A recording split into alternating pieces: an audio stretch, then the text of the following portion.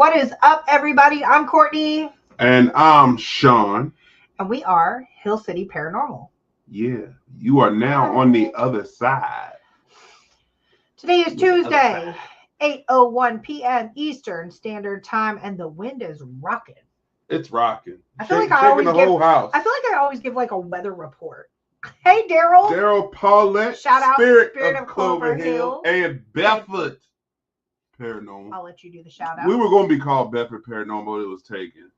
But, we got the spirit-led research in the house, Mr. James Brady. What's up, brother? Yeah. Good to see you. That's right. We'll wait for a couple more people to tune in. Spirit-led research. All right. Welcome, y'all. Yes. Welcome. Tonight I feel like I'm hung. I can't move. What is wrong? You mess with my chair. Y'all, this man. Leah. Hi, honey. Hey, Leah. How you doing? Thanks for jumping in here. Yeah. Is it windy where everybody else is at? Yeah, let me know. This wind has been like killer. I feel like we had somebody in our podcast last time when it was like raining here. She said it was snowing where she was at. That's like the way weather works is so weird to me. It is time and weather. Yeah. So speaking of time, y'all, Sean and I took a trip down to Kentucky recently. Well, kind of recently, semi-recently, like 6-7 months ago, right? Yeah. So we go to Kentucky and we're driving up this road, and it was like 4 p.m., right? And all of a sudden we pass this sign and it says, "You are now entering Central Time Zone." And I'm like, what? Like, this is weird, right? So right as soon as I did that, with all the technology that we have today and stuff like that, my car switches.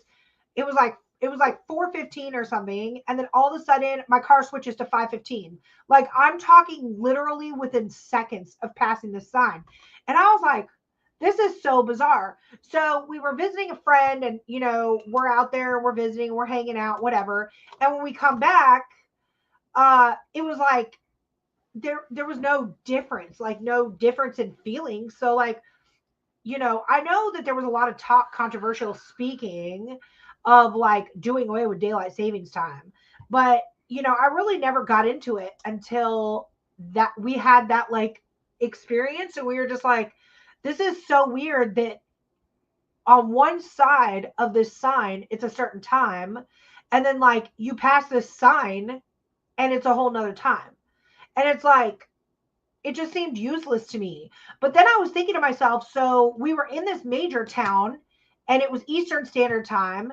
And then we crossed this sign into this little podunk countryside and it's Central Time. So what if you live in the Central Time Zone on a farm and you have to work or whatever?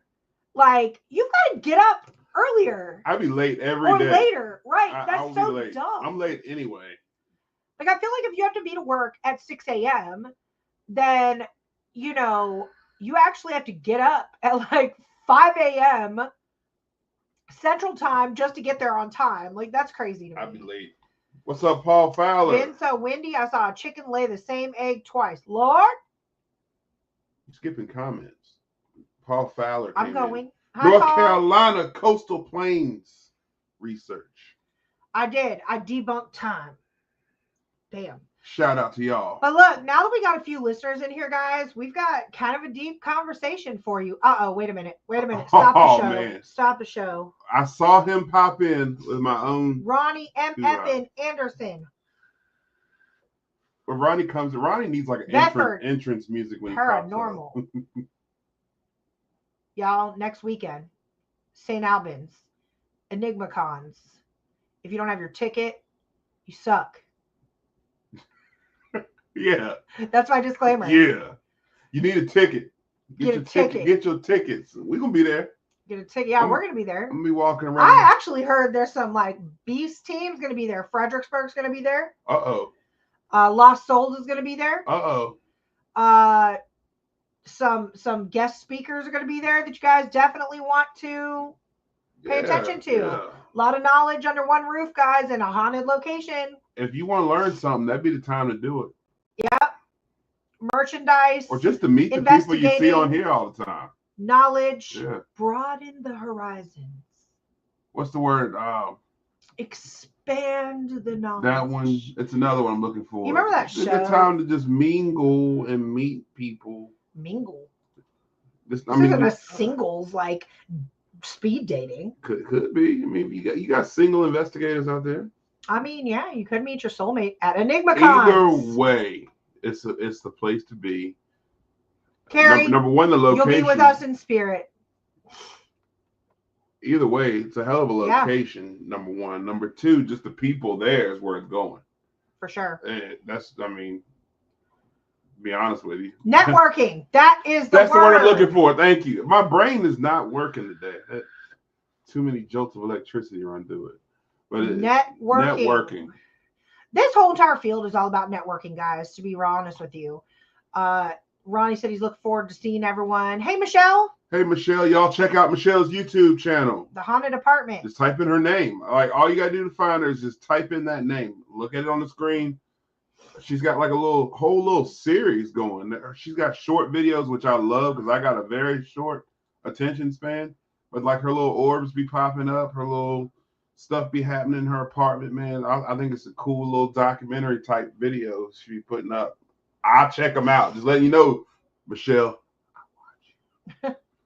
I see what's going on in your apartment. You are so welcome, guys. I'm spying on you. No, the videos are cool, Michelle. It gives me something to look at.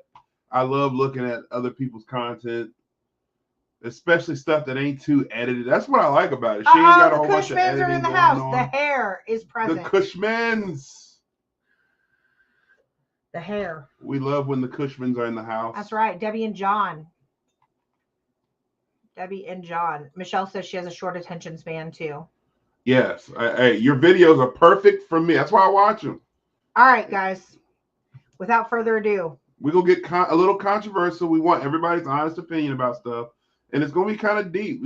I want you to think about some of the stuff we talk about tonight. Because when we're out investigating as paranormal researchers, as Ronnie put it, and I love that, we never know. Wait, we're just ghost observers. Oh, that's right. Somebody informed me that because I don't have the ability to be a psychic medium, that I'm just a ghost observer. So we really never know what we're exactly communicating with, or if anything at all. We don't know what's on the other side. We don't know anything about it. So Courtney and I decided that we're going to do a little bit more digging into the psychological side, to the scientific side. And this is going to open up a whole new, well, it may not be new, and some of you may already think it, but just a different conversation tonight. And I know this may come as a shock to a lot of you guys, but like Sean and I do not agree on everything. I know that's shocking. If anybody's ever investigated with us, we break off into separate teams. We do not investigate together. It don't work. With that being said, like, despite what people think and stuff like that, me and you have had some successful solo investigations. Our theories are a lot alike. Correct. But opinions. Our opinions and styles are completely different. Styles are different. And to be real honest with you guys, I think that's what makes us like so collaborative in on like the field. So, when it comes to paranormal topics, Sean came to me today and he said, let me ask you a question. What happens to us when we die? And I was like, I don't freaking know. I'm not dead. Right? But why'd I ask you that though? So I don't know. Why'd you ask me this? Because you've been dead.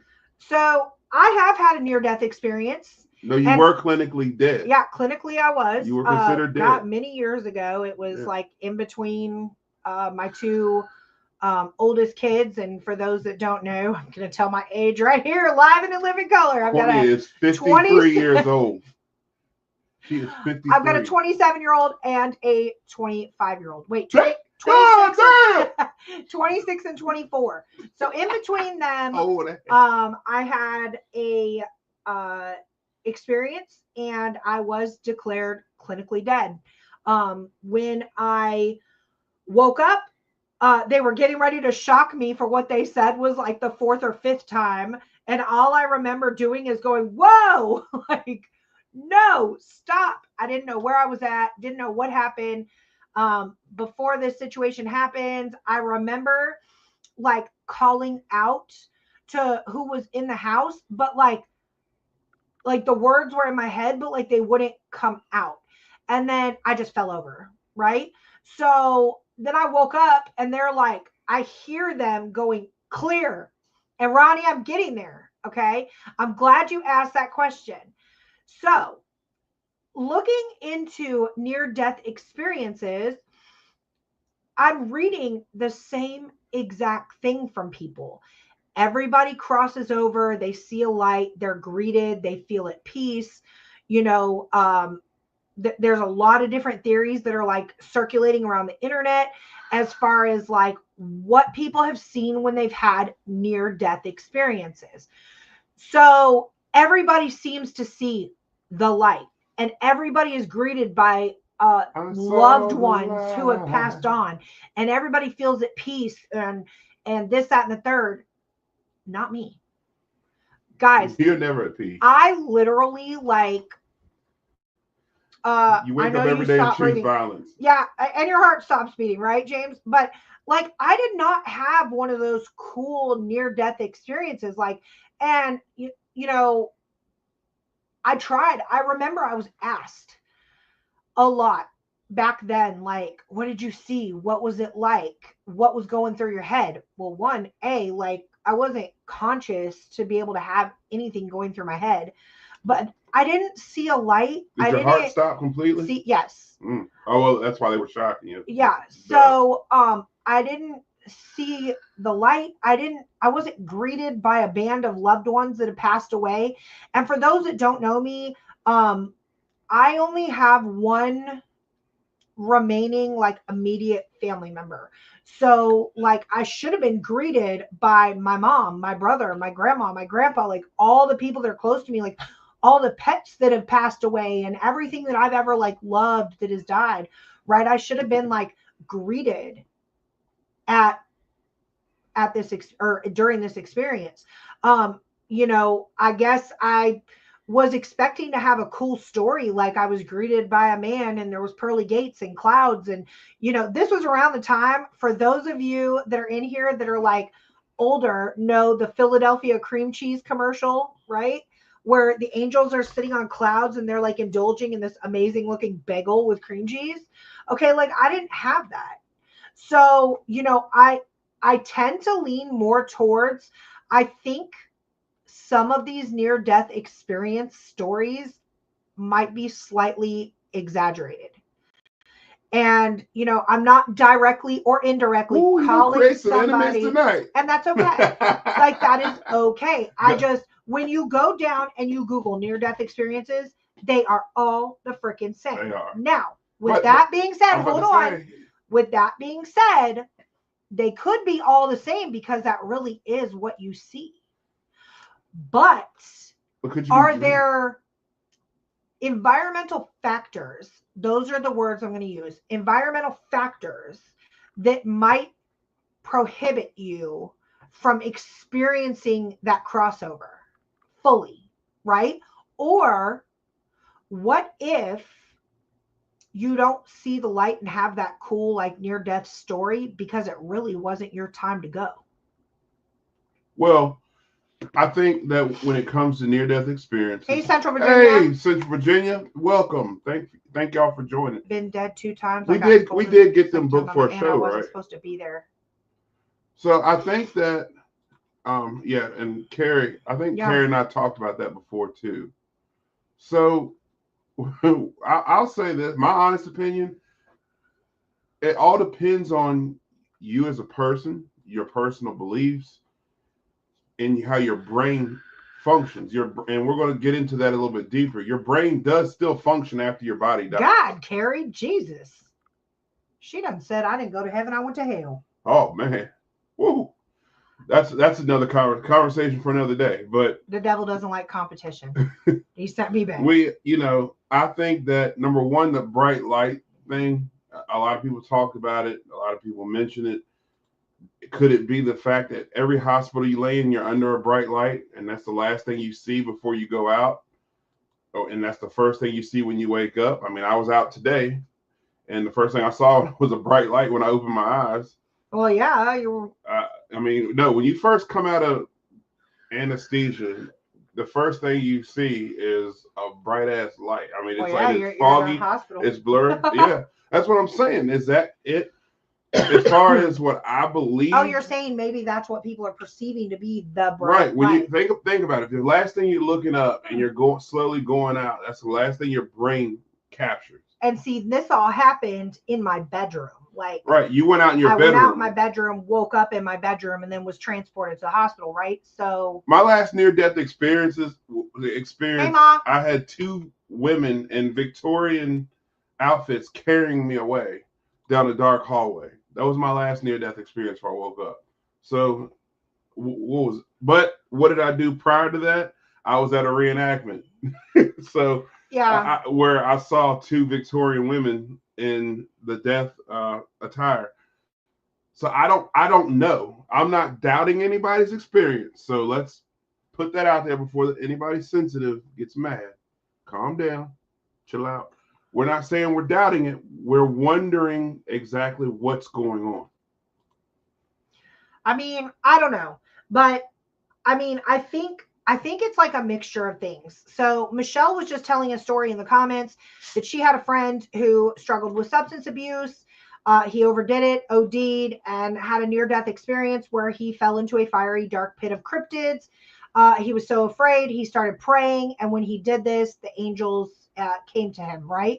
So, I mean, that could be one of two things. I'm not discrediting that that's what he saw. But I mean, substance abuse alters your mental, like it does. So, I mean, could it have been hallucinations? I don't know. He said that doesn't count if you go out in the hospital under the light.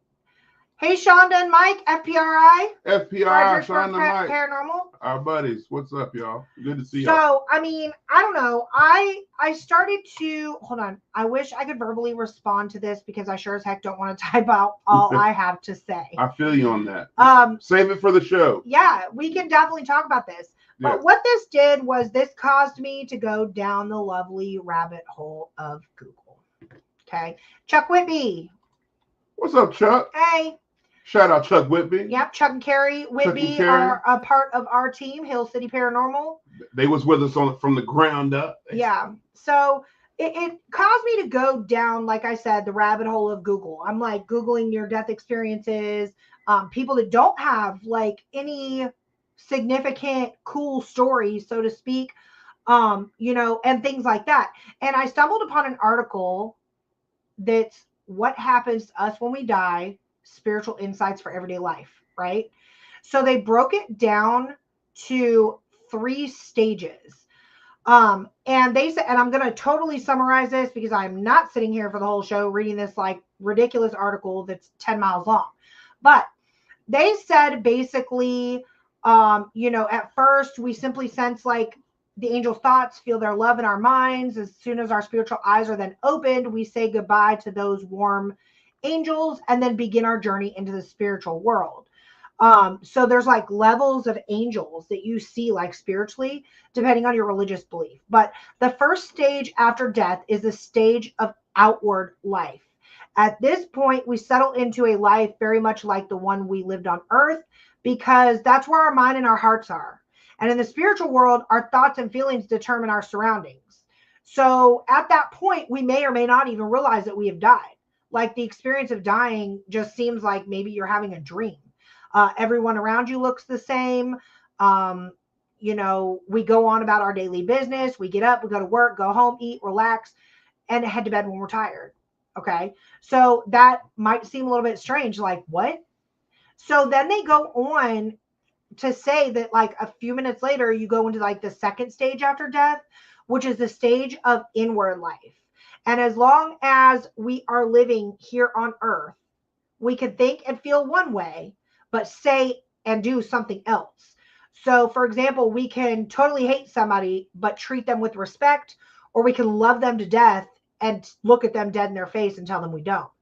So during our second stage after death, we lose all ability to be able to pretend to be kind to a person when we feel differently on the inside. So step by step, any like outer masks that we may have worn on earth, any like false external personas, all of that is melted away and our true genuine self is exposed. That makes sense. So by the time we've gone through the second stage after death, we always say exactly what we think, and we always express our real feelings about the people and things around us. So we may still be able, though, to stop ourselves from saying or doing anything at all, but we can no longer lie. We can no longer pretend we love what we hate, and vice versa. Okay. And that there's actually a Bible verse that references that. And I don't really get religious on this, but I thought it was an interesting Bible verse when I read it. Yeah, we're leaving religion out of this. So, I'll let you guys look that up. So then you go our third and final stage after death, which is the stage of learning. So for people that are heading to hell, there is no third stage. You skip that all the way. Like it's just it. 1, 2, done. You're in hell. Okay. But damn. Because they're so full of themselves, they don't believe that anybody can teach them anything. And the third stage is the stage of learning. Okay. So what happens is those that are heading to hell, they just reject any attempts of angels, good spirits, anybody there that's positive trying to teach them or guide them. So once their inner selves have been fully revealed and they're just the same outwardly as they are inwardly, then they rush down to their final homes in hell because that's where they want to be. Hellish spirits prefer the company of other hellish spirits. So for those that are heading to heaven, though, there is a third stage, and this is where we learn the ways of heaven before we actually go there. So it's like going to live in a foreign land before we go there. It's always a good idea to like kind of research the local language, customs, things like that, so you don't feel like such an outcast. So the fact of the matter is that like churches here on earth have done a very poor job of training people about what heaven's like. And that's because nobody really knows about it, honestly, unless you've been there, right? So on the other side, most people have just been so busy just getting along in this world that they haven't taken advantage of any of the information that is actually available about heaven and how to live there. So as a result, very few people that are arriving from earth don't have any real knowledge about the ways of heaven. So I wonder if this article is from a Christian point of view. Because some people don't believe you're going to heaven or hell. Right. So this is just, and a lot of these, when you're researching it, do go either one way or the other, heaven or hell. Heaven or hell, yeah. So then they're saying that once we're prepared and we're ready to go, as we prepare, we see a path. It's like a long just pathway that opens up and we follow it. It could be long, it could be a short distance until we arrive at our own community and our own home in heaven. There they say that we're greeted with warmth, enthusiasm by those that are already living there. We almost instantly feel like we've known them all of our lives, that this is our true home. And, by that time you find your true spiritual partner, which I thought was really interesting. So how do they know though? If you hadn't already on earth, you continue living with him or her in a full and rich marriage type relationship in heaven. I was with them until that part. Yeah. So, I mean, this goes on and on to like all the things that like happen, but I do feel like there is, and I've got a totally, oh my God, I just saw John's comment and I'm about to die laughing. I'm going to go back to some of those comments now that you guys kind of heard everything that I read. So Ronnie says it's like a dream. The brain is working with what's in there. The white light theory is urban legend. We see that on every story and movie that portrays death. I'm with you on that, Ronnie. Sully Sullivan, FPRI. Mr. Sullivan, how you doing, sir? There it is. Run DMC. Hey, John, I even got the pants on. He has a full get up, John. Like, I'm not going there. I got an Adidas hat too, but I figured I would throw the Adidas off with the Hill City Paranormal hat tonight. Right. So Ronnie says it's all still theory. We don't know. And that is one thing that I 100% agree with. Mom says her screen keeps freezing.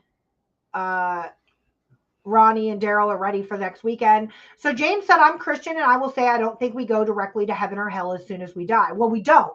That's what I was saying just now. So there's 3 stages to that.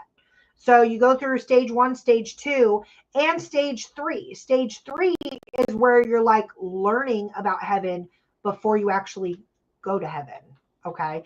Alan, Bedford Paranormal. What's up, Alan? Lois. Nice of you to join us. Oh, crap. Corey Akers. Corey Akers. Shout out the band Loud. That's right. My favorite local rock and yes, band, Andy, greetings and hallucinations to all. Let's see. Do you really? I don't know. Is he talking about Ronnie? I bet he has Crocs on.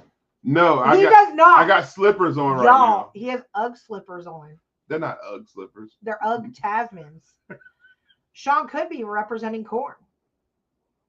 Are you representing the band Korn? I like Korn. I feel like it was Offspring that wore the Adidas outfit. Let me think, Korn. I'm coming on. I say we test it out and have paddles ready. So, Corey, funny you say that. Oh, God. Talking about paddles ready? Sean here is a walking, talking example of seeing the other side. Being okay. So I'm trying not to get too like medical with it, right? You don't put all my business out there. If you know what a cardioversion is, in a nutshell, what goes on is they shock you, stops your heart, restarts it back in a normal rhythm. So if you are out of rhythm and you need to go back into a normal sinus rhythm, then they will throw the paddles on, shock you, it stops your heart instantaneously and restarts it the right way. This morning, Sean had a cardioversion. So, the paddles, the paddles do some good around here. Yes, Lois, putting your heart back in normal sinus rhythm. That is right. Andy, I'm all set. The River Styx right around the corner from so the my house. heart stopped. Technically, I was on the other side for 1 second. Ronnie, look, they are ugly. Listen, I'm at the age in my life and the point in my life I've done all the cool shit I need to do. I'm worried about being comfortable. That's right. In life. So going based off of the articles that I was reading of what happens when we die, that was one theory. I'm going to be, Lois said she was a cardiac nurse for 10 years. Well, come on over here, Lois, because I can't keep this one on his toes. Everybody's happy with what I'm doing except for my heart. Sean is doing really good, you guys. His heart just... When I cooperate. A heart is it was said best today, and I quote, Jason White, if you are watching this podcast... Shout out Southland Band, by the way. That's right. If you are watching this podcast, he said the heart is a stubborn muscle, and that's exactly what it is. Alan said comfort should be important. I don't know if he's talking about your shoes or your heart. Hey, that's why I got these Uggs on, because they're comfortable. Get Sean to behave this huge day. Yes, Lois. I think I'm doing pretty good. He is. You know what? I will give that to Sean. For right now. But back to the topic at hand. Okay. So I flipped over and I'm like, man, all I'm finding is articles about heaven and hell, heaven and hell, heaven and hell. What if you don't believe? What if you're an atheist? So then, y'all, I got down the rabbit hole of the Tibetan Book of Death.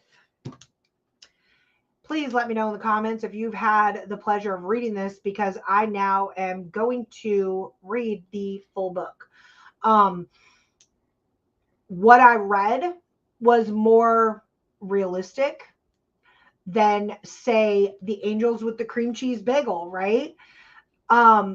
It was just point blank science behind it. So that led me to a YouTube binge on what science tells us about life after death. And, I just, right now, my theory is leaning more towards the scientific side as opposed to the stories I've heard about near-death experiences, solely because science can be proven. So in one of the videos that I was watching on YouTube, it said that in 2022, they actually were able, and they released actual images of a brain that they were scanning in 2016. This guy had epilepsy. So they were doing a CAT scan of his brain. And when he was in the tube for the CAT scan, he had a massive heart attack and died. Okay. So they were able to actively capture 30 seconds before he died. It was a total of 900 seconds.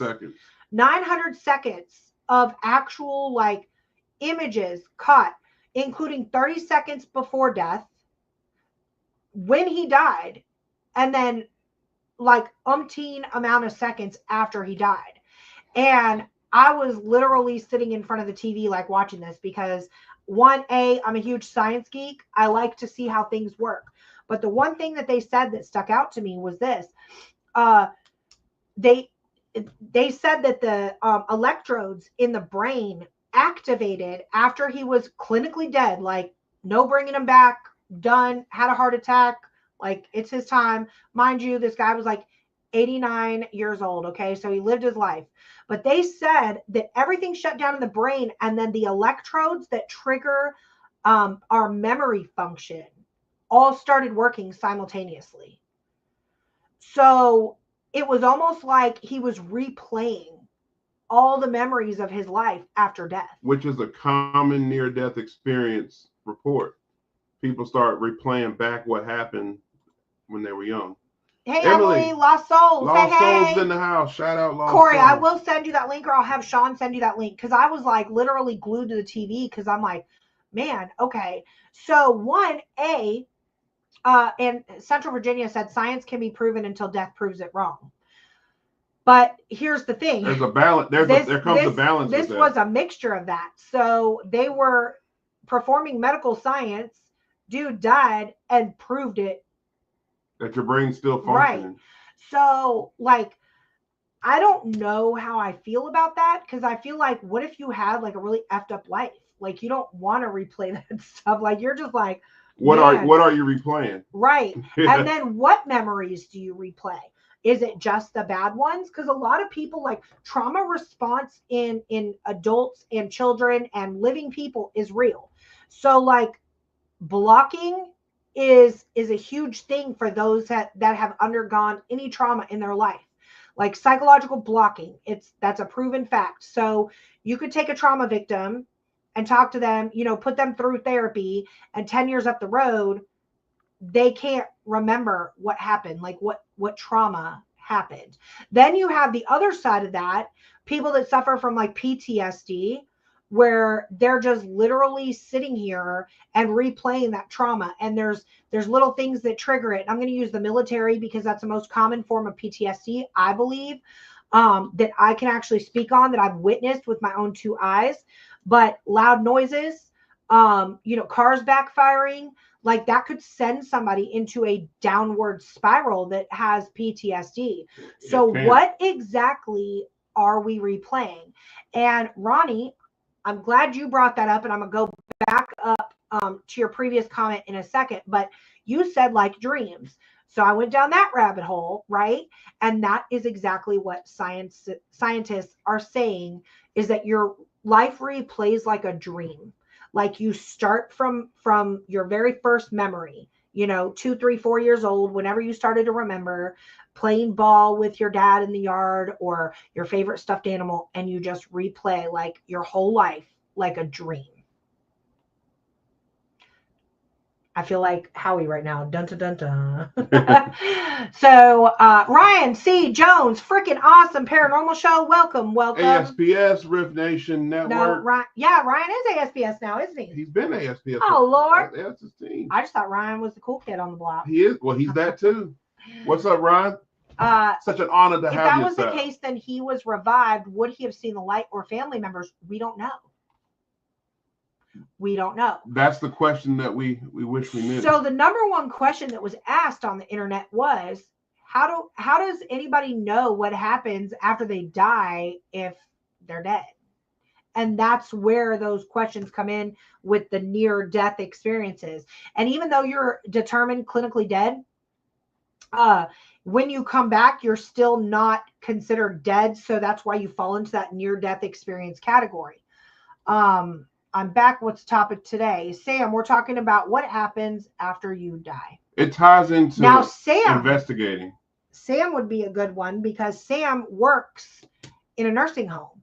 So Yeah. I'm sure she experiences a lot of end of life care in a nursing home. So, Sam might be able to provide more information and insight as to like the last moments leading up to death. Um, Well, I've talked about my mom before on the show, and like they hand you a pamphlet. When you walk into a hospice center, you get a freaking pamphlet. The doctors are like very cold, not a whole lot of emotion. They're just like, hey, I want to prepare you. Like your mom probably doesn't look like she should. Here's a pamphlet on what's about to happen in the next week. Like, I felt like that was so heartless. Like, I feel like you should sit down, Well, I've dealt with people. I didn't work in hospice. I worked with a guy when I was a DSP that was under hospice care, and right up to the day he died, he was completely different. He did a lot of staring off into the corner, a lot of smiling, which he wasn't the type of guy to just lay there and smile. That wasn't his thing. He was 94 years old. But he wasn't like smile ever to just smile for no reason. But he would look off and smile at the same corner of the room all the time. He wasn't verbal, so I couldn't ask him, hey, what are you smiling at? Well, you could have asked him. He just wouldn't have answered you. I know that, sometimes I would bring my guitar to work and play like I would try to play things from his era. So like old Hank Sr. songs. That wouldn't even, you could tell in his face, it was pleasant to him and he enjoyed it. But the genuine smile right before he was passing, when he stared off in that corner, I'm wondering what he saw or what it was he was looking at. It was the same spot every time. He would just look over there and smile, right? And this was the day he died. He passed away. Well, I share a lot of personal experiences on this show, guys, and like I said, I know I've talked about my mom passing away, but when I got the call to head to California, I hopped on the next plane out. When I got there, the doctors were right. I was not prepared for what I was going to see. She did not look like herself. Her eyes were closed. She had been in a medically induced coma, all the clinical stuff, right? But the things that happened when I started, all right, so let me back it up. I've always heard all along, if somebody's in a coma, they can still hear you.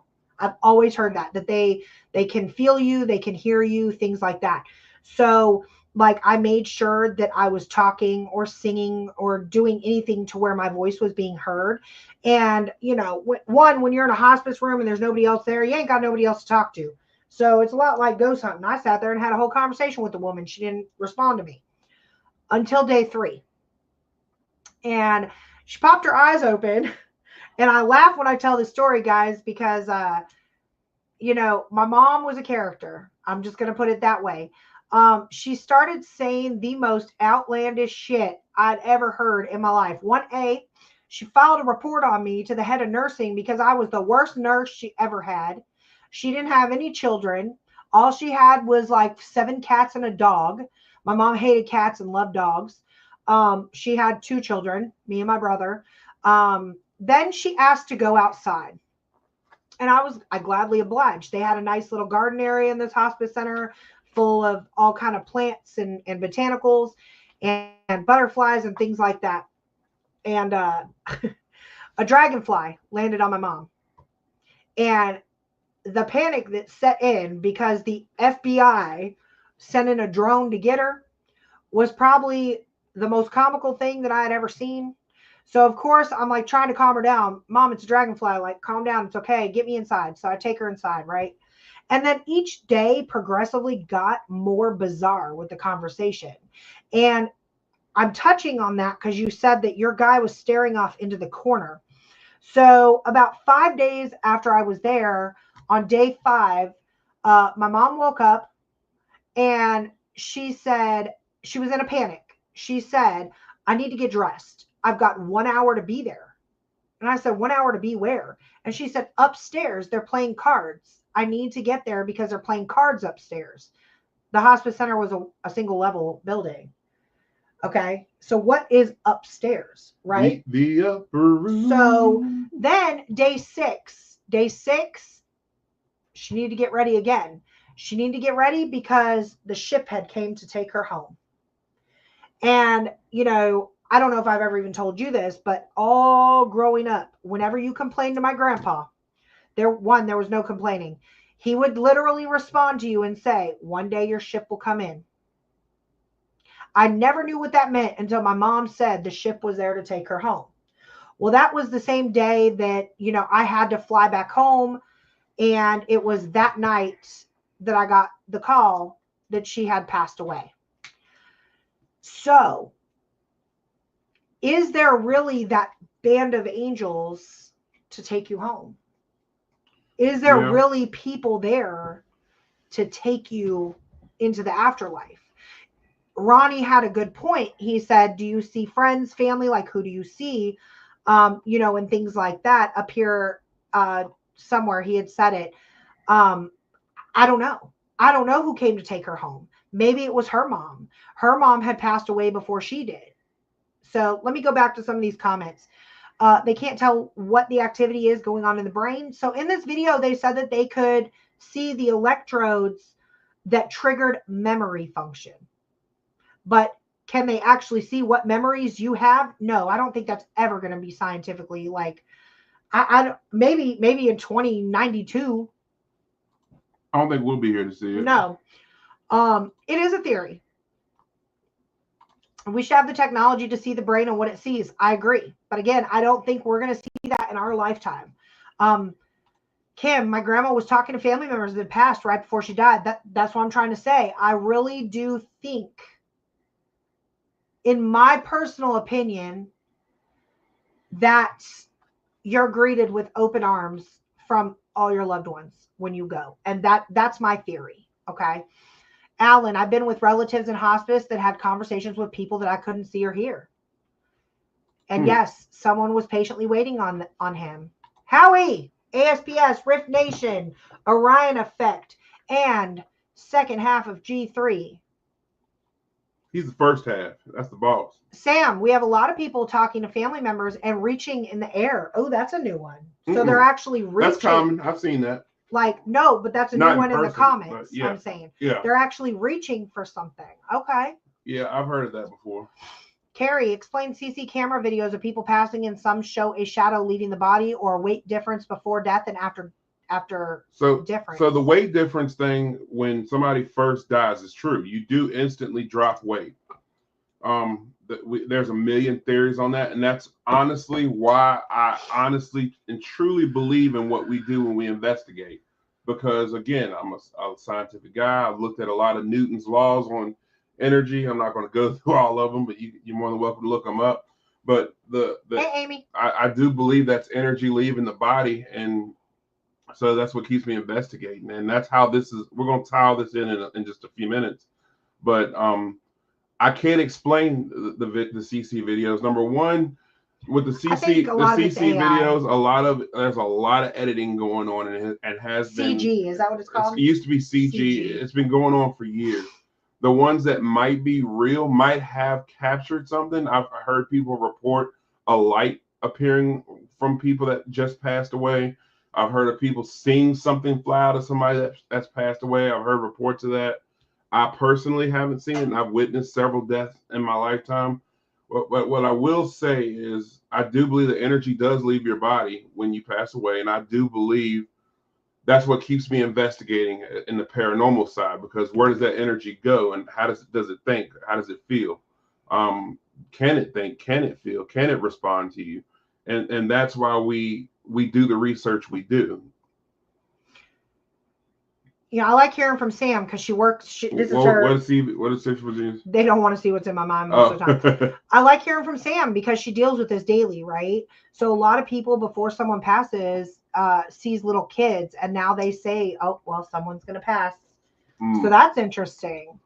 Yeah, I've heard that before. I don't know if I want to be carried off by a whole group of little gremlins. Y'all, no, that's petrifying. No. All right. I absolutely believe family comes to take you home. I've taken care of multiple patients who see family members who have passed waiting on them. Another person who works in a hospice or nursing home type situation where people are passing. When I had my near-death experience, I spoke to a woman as they were bringing me in that was not there. There was no nurse. Interesting. And you said you had two. I had two women in Victorian outfit. Yeah, carrying me down the hallway. And where was there an end to this hallway? Like, I woke up. So you just woke up? I woke up, yeah. It wasn't your time, bro. Brian was talking about people and things. He was doing stuff really out there before he passed away. He's still here with me and walks the halls. My mom reached and talked to someone when she was in a coma state. And that's what happened. My mom was so like out of it when she was, I didn't understand. Like it in the movies, when someone's in a coma, they're just there. Eyes closed, nothing. Very weird. Carrie said orbs. Maybe that's where orbs come from. You know, Carrie, that's actually an interesting thought. Could orbs be that energy that's left the body and somehow manifest in the air somehow? Now, the most famous video that you can actually look at on YouTube, guys, was a body cam footage of an actual spirit. Again, I'm not sure if it's CG, so please, it's not my body cam, but an officer responded to an accident scene where the driver had passed away. And as they arrived on scene, what appeared to be like a figure came out of the top of the closed car, and they were like using Jaws of Life, guys, like out of the top of the car, hovered for about 2 seconds, and then poof, up into the sky, and it was gone. And like, that's probably the most viral video on YouTube that you can look up. Hey, Ozzy. What's up, Oz, man? Sam, it's crazy how each passing happens. Before my dad passed, he saw my brother in the hospital with his military group and a little girl and mom from our cruise in June. That's interesting. Yeah, that's very interesting. Mom said, I've witnessed at least 2 people that had the death stare and passed shortly thereafter. I've also heard your loved ones who have went on will come to take you home. Lois, why am I glitched? There we are. My pastor called and said he saw an orb of light fly through his room at the time Brian passed. So that goes back to that orb theory. Yeah, I like that orb. To me, reliving a past memory is different than having an interactive conversation with a person that has already passed. Ozzy, don't you think that when we sleep, the energy leaves? I don't, because your energy, number one, sleep is recharging you, and then your energy has to flow through your body to keep you alive. Your body has electricity that runs through your spinal cord, up and down your spine constantly. And you know, you can touch somebody while they're sleeping and get shocked, actually. And so I don't believe the energy leaves when you sleep, but when you pass away, I do believe the energy does leave your body. And for those who don't know, Emily with Lost Souls recently just lost her dad. So I think this comment is definitely the most current one that we have. My aunt said, my daddy said, hey, mama, referring to her Mimi, which is his mom, as he was dying. I think he was seeing his mom, who had already passed, and she was waiting for him. I think it's possible our loved ones are waiting for us. I guess we'll find out when it's our time. That's a good point. What if our loved ones are actually assigned to us as a spirit guide? Now, that's a different theory. I like that theory. Like, what if... I do believe we have guardians and spirit guides around us at all times. Thank you, Michelle. Thank you. Sam, I will be there when anyone passes, but do not leave me in the room by myself when they've passed. Well, if they're already passed, Sam, what are they going to do? Hollywood says they're going to turn into zombies and get up and bite you.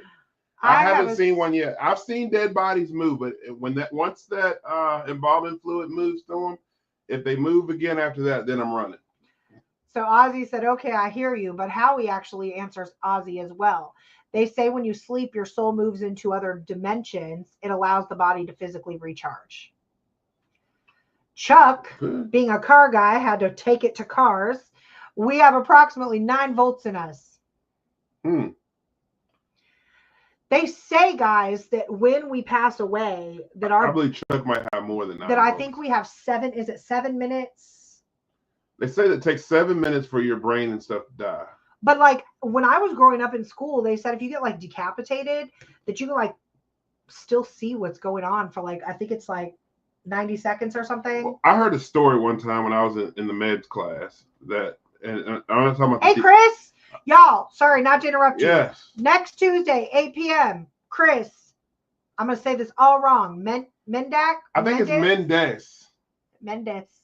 That's what I said. Chris, I'm gonna call you. I Right need to hear here, you say it. live on our show. Y'all tune in. That's one y'all don't want to miss. Sorry about that. You heard a story. But thanks for joining us, Chris. But yeah, there's a story when I was in med school where they talked about with the head getting cut off, and it was during medieval times or whatever. The scientist said, when I stop blinking, that's when I'll pass away. And the scientist blinked for like 5 minutes after his head was cut off. You're like looking at your body. That's creepy. I don't know if I believe that theory. I believe that maybe your brain is still alive and maybe still functioning. Do I know if you still know what's going on? Because again, you're separating the electricity from your body when you do that. So I don't know. I'm not a scientist. I'm not a doctor. Oh, well, this is why she won't be alone with the dead body, Sean. You want to read that out loud for everybody? The real story. We was helping move someone and got smacked. I said, oh, hell no. The mortuary, they got smacked. So no, leave me in there. For those that don't know, in a funeral home, your body does have some erratic movements that are uncontrolled. There's a lot of noises and gases that are released when you pass away. Your body will move after death. However, I love zombie movies. I watch plenty of them. But once that embalming fluid goes through you and they wake up or move or do anything after that, then you got a problem with your hands. Ooh, Daryl. Hold on, Daryl. Hold on. All right. Hold on, Sean. I'm reading Daryl. I have your next subject to discuss. Don't need to write this down. For every newborn, does another person have to die and be replaced? I thought about that, and I'll do some research on that. We'll have that as a topic. They say deaths come in threes, and for every third, a life is created. Let's get even deeper. Does that go? That would go now, Daryl. We don't want to get too deep because we could save this for another day. Yeah, we're going to save it. But I'm going to throw this out there. Would that go with the same theory of reincarnation, Daryl? Just think about what that comment you put up there. Would that go with reincarnation? And we'll have that topic. I wrote it down. And Amy said if y'all want to have that chat, we'll have that chat in the future. The video was the guy who invented the guillotine. Okay, yeah. And how he said every third, yes. But down my rabbit hole, guys. I know we're running out of time because everybody needs to jump over to the freaking Awesome Paranormal Show. Can't miss the freaking Awesome Paranormal Show. I ran across this short. It's not very long. This short on YouTube about what science tells us about death. And I want to know your guys' thoughts and theories on that as well. Okay, I'm going to share my screen. Share. Can y'all see that? All right. A lot of people want to know what happens after they die. You put together all scientific evidence, biological and physics. You have no existence after you die. You can believe what you want in a country where we have protection of religious expression, but if you want to ask science what science says about it, you go into a state of non-existence. You can say, well, why is that? What's that like? I'll tell you exactly what it's like. This is what it was like before you were born. You're not asking yourself, what was it like before I was born? I had to have some existence. You didn't. You have no existence, a state of non-existence before you were born. So I'm not given reason to think that your state of non-existence in death differs in any fundamental way from your state of non-existence before you're born, giving that much more meaning to what it is you can and should do while you're alive in this world. A lot of people. Did everybody see that? What do y'all think about that? I don't agree with it. I had to throw some controversy in there. It is controversial. It's very controversial. All theories are good theories, but I don't believe in that one. So Lois 100% agrees. You believe you go into non-existence? State of non-existence. Okay. Lois says the brain will keep your body functioning for a while. I love it. The death rattle and chain Stokes breathing is the brain slowing down the breath. The heart kept beating for minutes longer than the last breath. That was both my dad and Brian. Yes. The death rattle and stuff like that is real. Our job was not to make anybody sad. Howie's calling bullshit. Quantum totally rebuttals all of this. Ronnie said it's theory. James said wrong. Ronnie. Michelle, I'm with you.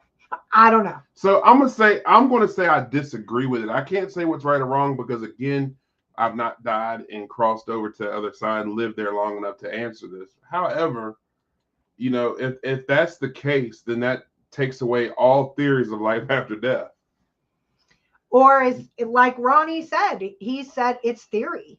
Yeah. So is this just another theory added to the list of theories that are already out there for what happens after we die? And then if you throw in religion, you know, the Bible tells you that God knew Daryl said he doesn't agree. God knew you before you were in your mother's womb. So, I mean, if he takes that out of the way, he can't possibly, you know, you get what I'm saying? I mean, that whole video in itself is controversial. That's it's why very controversial. It's good that you posted I those. played it because there are so many like in between gray areas to that video that I'm like, whoa, wait a minute, hold on. You know, like I'm not getting into political stuff, but just if you want the link, I'll post it on our page. Or you can look it up yourself. It is What Science Tells Us About Death with Neil deGrasse. I think his whole name is Neil deGrasse Tyson. Let's see. Go back to the energy theory. I just want to come back as a ghost. Chuck, that's a good point. Hi, Irene. Irene, how you doing? Thanks for joining. Why don't we add these questions in when we investigate? We actually do. Bingo. When we investigate, well, when I do, and my team investigates, I can't speak for everybody because I haven't investigated with everybody, but we do ask a lot of theoretical questions like that. What are the EVPs? What's it like on your side? You know, how are you feeling? Different things. What's the temperature? You know, we will ask certain questions or throw certain questions out there. Maybe not as blunt as what I'm throwing out right now, but we'll try to find ways to see what someone is thinking or feeling, or if they can think or feel on the other side. Your hair and skin are cells. They die and are shedded. Yes. Yeah, that's true. James, I mean, sperm exists. Yeah, it does. He's going with you go back to the state of non-existence like before you were born. So but again, that's just DNA mixing and forming a being. So like your sperm is you don't exist until that sperm eats the egg and fertilizes. Your sperm isn't. Is your sperm alive? Yeah. Like alive. I'm talking like a person. Oh no, it's not a person. Like alive. Wait, mine is. I tell my daughter you were the best swimmer. That's how you got here. James, why'd you take it there? Look, for those that don't know, I hope you know I'm asking this question tomorrow at work. Yeah. I work in an OBGYN. Like I said. So I'm going up to the first doctor that works tomorrow, and I'm going to be like, hey, I need to know. I tell my daughter. Protons exactly. And electrons. Lois, my daughter, I tell her all the time. Now, Mom says we're born dead. Mom's trying to be controversial right now. We're not going political here. We need to get Mom on the show. Yeah. Put in the comments if you want D-Downs to be on the show. Oh my God. I asked the questions that they want me to tell the truth about. What happened to them and what happened to them. And if they were killed, to tell the truth about it.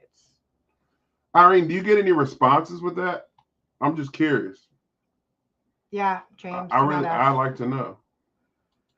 I mean, I'm going to pop back up here really quick before we wrap it up. What are the EVPs we catch then? Good question. You know, what are they? What are they? Right. So, by theory, spirit or energy that is left behind can manipulate the white noise or, manipulate. I'm thinking spirit box. Damn, I done got tired. I was about to say the white noise of the spirit box. Say, where are we going with this one? Theoretically speaking, certain what am I looking for? The boards that are inside the recorder. Oh, I know what you're talking about. Yeah, whatever. Anyway, the wavelengths. Thank you. That's what I'm looking for. They can hover on certain wavelengths and actually communicate with us. Damn. But how do we know that EVPs we're getting are actually the dead? It could be anything. Good question. You know, when we get EVPs, we like to hope that we're talking to someone from the other side, but technically we really don't know. You know, there's different theories on that as well, and that's again a great topic that Central Virginia once again brought up, but we're running low on time to get too deep into it. They have captured a photo and that there's a flash of light at the moment of conception. Explain that. Energy. I definitely believe in energy. I definitely believe that we Who are. was up in there with a camera? I have questions. No, they do have videos like that. Where there's a camera. Y'all don't send me down another damn rabbit hole for flashes of light in a there really vagina. is that. They really do have camera. That. Oh my Yeah. God. What? The doctor has to force you to breathe when they're both tapping that ass. Ma, they stopped spanking babies years ago. They spanked not. Well, that was 16 years ago. Like, my kids came out hollering. Every last one of them. Wah! I knew at that moment I had a problem. I know what EVP. Oh, I'm saying, what are they like if there's no life after death? What are they? Good question. We don't know. Hi, Robert. Robert. Good day to you too, and all in the chats. Thanks for joining us. Please send sounds and signals through the universe. Yes. I hear they tell me their name and show their body to me and how they died. That is a talent. Irene, I'd love to hear more about that. We'll have an hour on May 6th. Keep notes on what to talk about. No, sir, the show is yours. You talk about what you want to talk about. Everything you want to talk about is your floor. An ultrasound photo is how they caught the flash of light, or was it equipment malfunction? Just throwing that out there. Hey, Michelle. Michelle, welcome. And the reason I asked that, Ronnie, is just solely because, like, I watched a short the other day where a woman actually, like, was having an ultrasound, and the ultrasound tech said there was no detectable heartbeat, and she needed to make a decision whether she was going to, you know, spontaneously abort the baby, deliver the baby, like what her thing was. They went through with a whole entire delivery, and the baby was alive, but obviously was not old enough to viably sustain life, but it was a equipment malfunction. Just curious. But with that being said, guys, we've gone over our time. This is a topic that's near and dear to me. So, you know, if you have any other theories that you weren't able to put in the chat, or that you didn't feel comfortable putting in the chat, please feel free to send us a message. We would love to hear them. I mean, this is a genuine, like, curiosity to me. If anybody had any near-death experiences and they want to get on our show, we'll be more than happy to have a whole night of near-death experiences. And thank each and every one of you for joining. Y'all tuning in every week and commenting and talking to us is greatly appreciated. We wouldn't have a show if it weren't for you guys. So thank you. We appreciate it. Konnichiwa. Is that no? Shit. This is what I get for trying. Hello. Well, hello. How do you say bye? I don't know. Adios. There's another language. Guys, I'm Courtney. I'm Sean. And we'll see you on the other side.